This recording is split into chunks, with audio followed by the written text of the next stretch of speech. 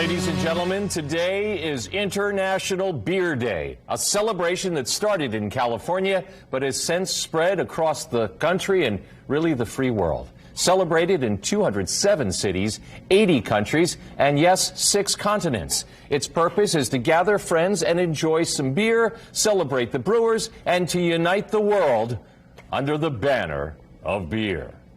Joining me now is Janine Bobbin-Moyer, Chief Mom Officer of the City Moms. Thanks for being here, and you've put a pile of beer in front of me. I did put a pile of beer in front of you. I know for like all the celebratory holidays there are, like International Take Your Dog to Work Day, and I don't know, Plant Day. I think this is one we can get behind. Bring some beer to work day. Yeah, why not? absolutely. So what is your beer of choice?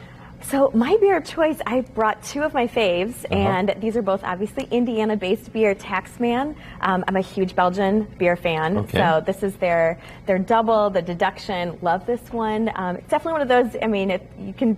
For me, I can have one, and maybe I'll tailor off for the rest of the evening. I made a confession to you when we were in commercial break that I'm not a big trivia guy, but I love beer. Yes. And you have some beer trivia, or at least some history. I brought you a little bit. I brought you a little bit of trivia because I know you love trivia. So, first one is, how long do you think beer has been around? A is 500 years, B is less than 5,000 years, and C is longer than 5,000 years. I'm going to say longer than 5,000 years. Yeah, it's been 7,000 years. There's evidence of beer production in Iran over 7,000 years ago. Wow. So very interesting. Okay, I'll do one more. What U.S. city is known as Beervana? I'm going to say it was the city I lived in very recently, which was Milwaukee, Wisconsin. That's such a good guess. But it is Portland, Oregon. Okay. So they actually have 58 breweries, and that was as of last year, so it may have changed, within their city limits. And that gives about 13 breweries per 100,000 people. So it's Beervana. Oh, okay. Well, let's move on from the beer to what you've brought along to accompany the beer. This looks...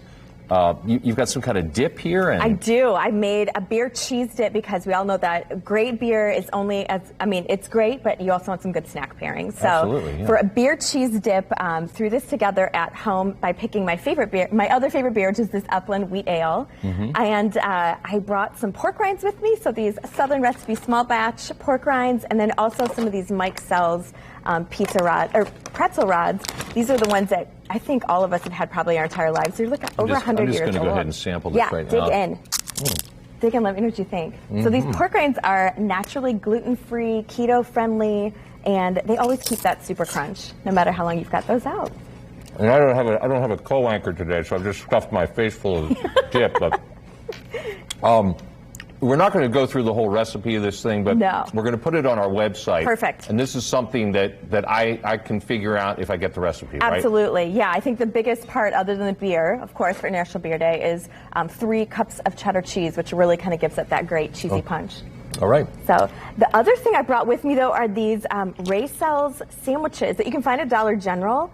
And I love these because they're in the frozen section, but when you're putting out snack pairings, they're so easy to just kind of cut into little pieces, toss a toothpick in, and this is their Philly cheesesteak option. I'm going to try this in commercial break, but she is Janine Bobbin-Moyer, the source of all beer, light, and knowledge.